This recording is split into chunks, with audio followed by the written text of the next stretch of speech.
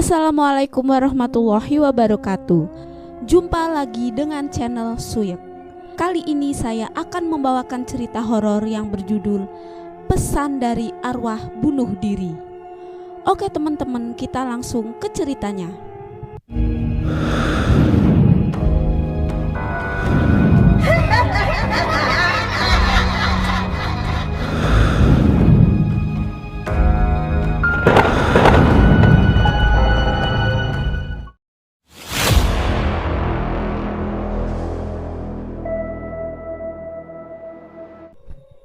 Kisah ini merupakan sebuah pengadaptasian sosial terkait dengan arwah yang bergentayangan akibat kematiannya yang tidak wajar. Jakarta 2014. Kisah ini bermula saat Arif hendak pulang ke rumah. Ia terkejut saat mendapati ada ramai-ramai di sekitaran rumahnya. Arif kira ada maling atau penggerbekan orang yang menggunakan narkoba. Arif bisa menyimpulkan hal itu karena di tempatnya sendiri sangat banyak maling dan juga orang yang menggunakan narkoba. Usut demi usut, ketika Arif mendekati keramaian tersebut, ternyata tetangganya sendiri meninggal dunia dengan cara bunuh diri.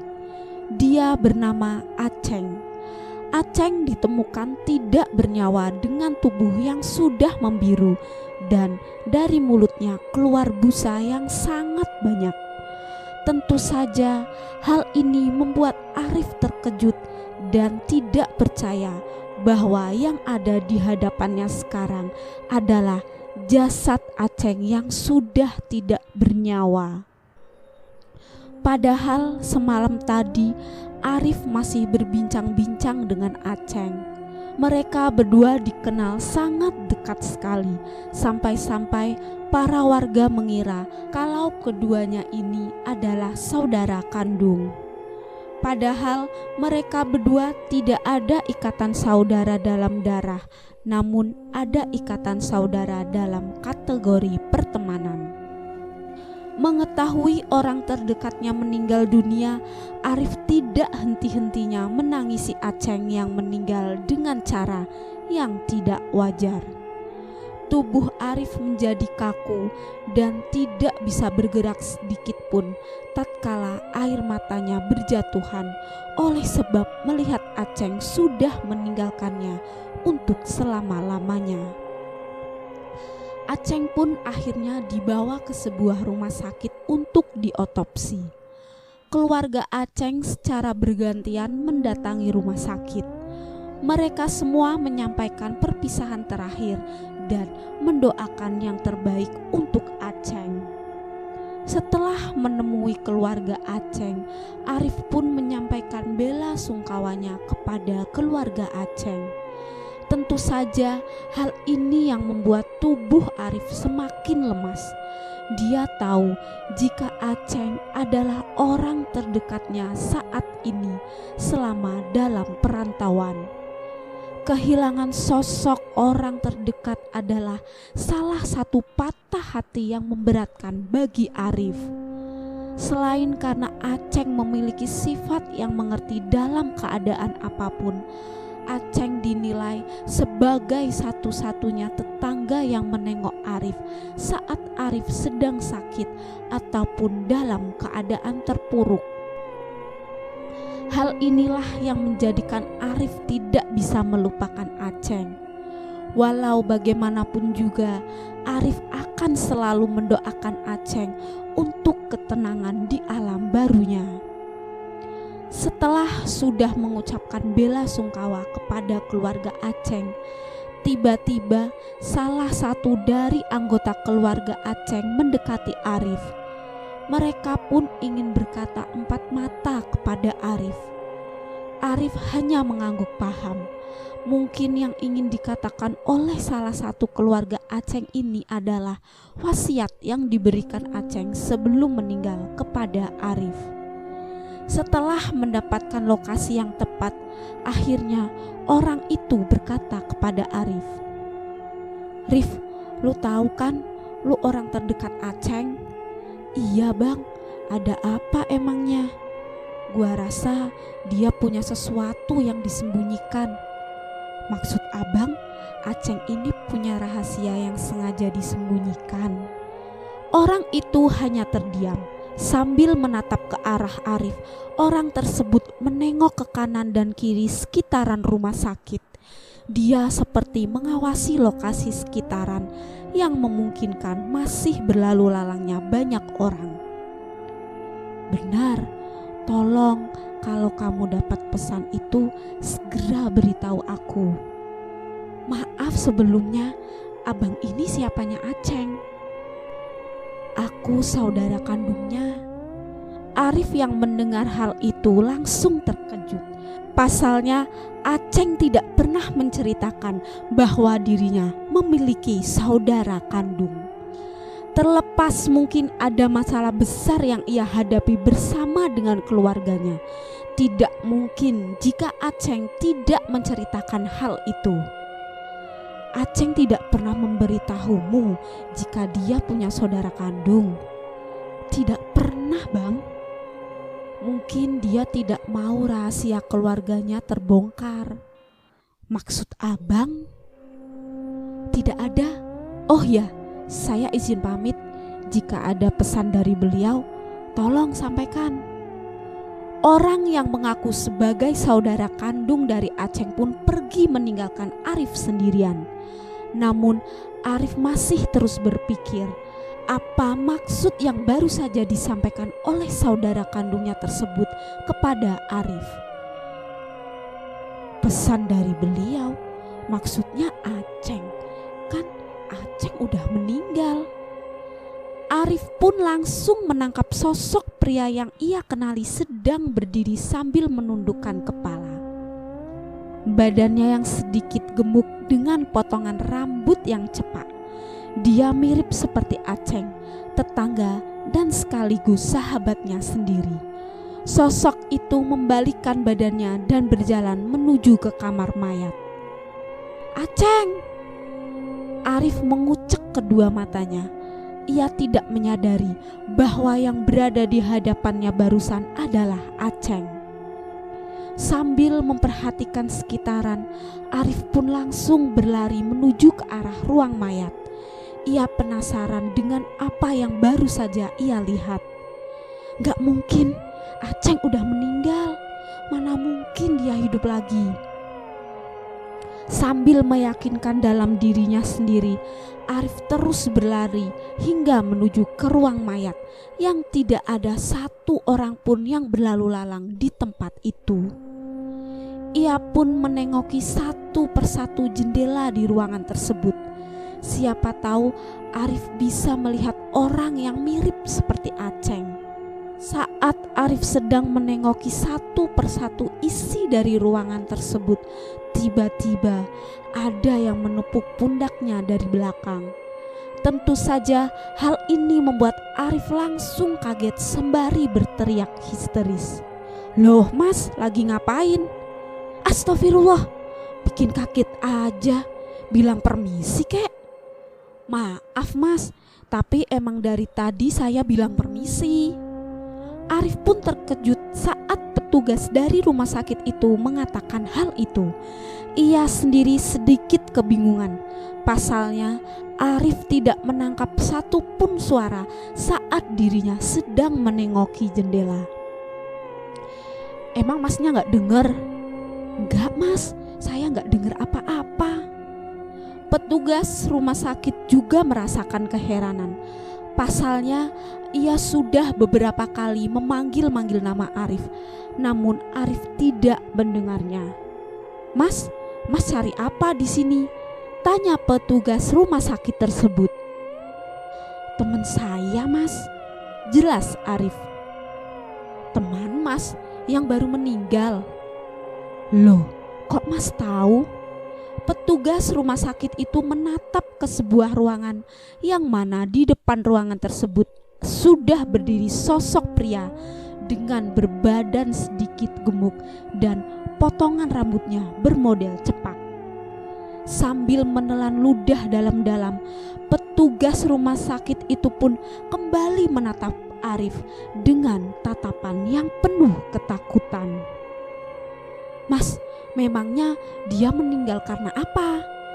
tanya petugas rumah sakit itu. "Dia meninggal karena bunuh diri." "Bunuh diri?" "Iya mas, kenapa emangnya?" Petugas rumah sakit itu kembali menelan ludahnya dalam-dalam sembari menatap ke arah ruangan tempat di mana sosok itu masih berdiri di sana. Keringat dinginnya mulai bercucuran. Rasa takut dari petugas rumah sakit itu sangat tergambarkan dengan jelas. Arif pun masih belum mengerti apa yang dirasakan oleh petugas rumah sakit tersebut, sampai-sampai wajahnya memucat seketika. "Mas, apa ada pesan sebelum dia meninggal?" "Pesan? Kurang tahu mas, soalnya semalam kita sempat nongkrong bareng dulu. Akan tetapi di pagi harinya dia sudah meninggal dunia." "Berarti di detik-detik kematian temannya mas ini, mas gak tahu?" "Saya gak tahu mas, kenapa emangnya? Kok gugup seperti itu?" Petugas rumah sakit itu langsung menarik tangan Arif dan membawanya keluar dari sekitaran ruang mayat. Ia tahu bahwa ada sesuatu yang tidak bisa diberitahu oleh Arif di tempat itu. Hingga akhirnya petugas rumah sakit tersebut berterus terang kepada Arif terkait apa yang dilihatnya ketika berada di dekat ruangan mayat tersebut. "Mas, saya barusan melihat apa yang dilihat masnya. Sosok itu saya yakin adalah arwah dari teman masnya sendiri. Kalau bisa, mas coba cari tahu apakah ada sesuatu yang membuatnya tidak tenang hingga masih berlalu lalang di sekitaran sini." Mendengar penjelasan dari petugas rumah sakit tersebut, Arif langsung tertuju kepada orang yang mengaku sebagai saudara kandung dari Aceng. "Mas," tanya petugas rumah sakit tersebut. "Iya, kenapa mas?" "Mas teman dekatnya kan?" "Iya mas, kenapa emangnya?" "Biasanya teman mas akan mendatangi mas." "Hah? Jangan nakut-nakutin mas. Saya serius mas. Beberapa kasus bunuh diri yang saya ketahui, orang tersebut akan mengunjungi orang terdekatnya sebelum dia meninggal dunia." Arif tidak bisa berkata apapun lagi. Ia pun akhirnya mengucapkan rasa terima kasih kepada petugas rumah sakit tersebut karena telah diberitahu perihal arwah orang yang bunuh diri.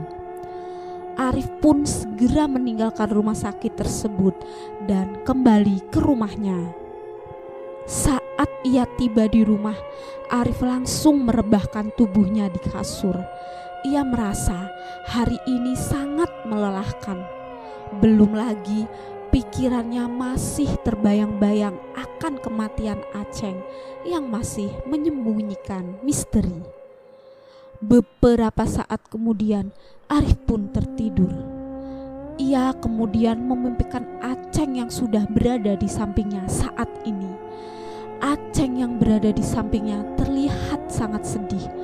Wajahnya bersimpah air mata. Mukanya kusut dan sangat pucat.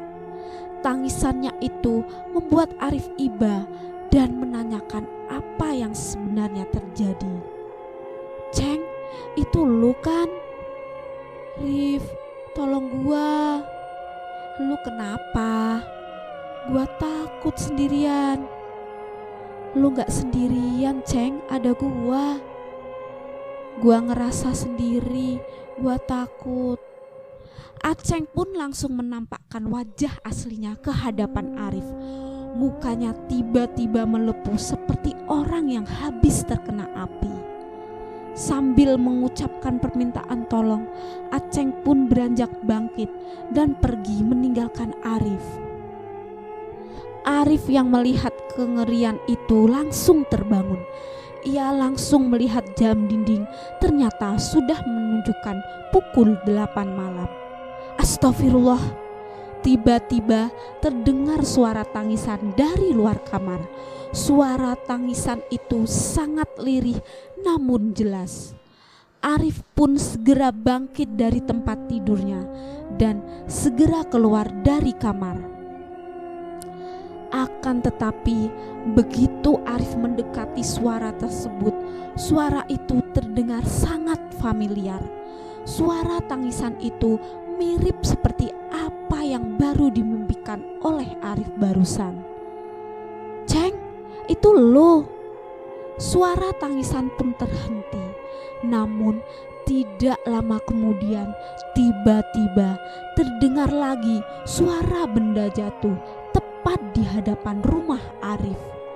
Arif segera keluaran rumah untuk mengecek benda apa yang barusan terjatuh di hadapan rumahnya.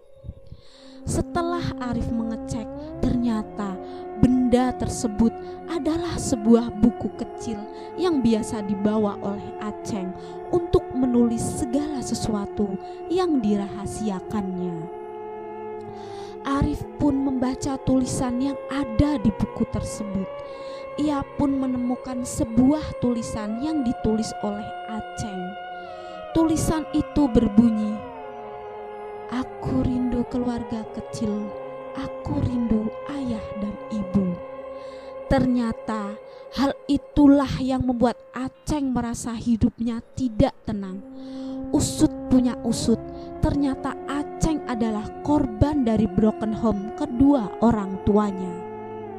Setelah mengetahui tulisan itu, Arif pun menangis.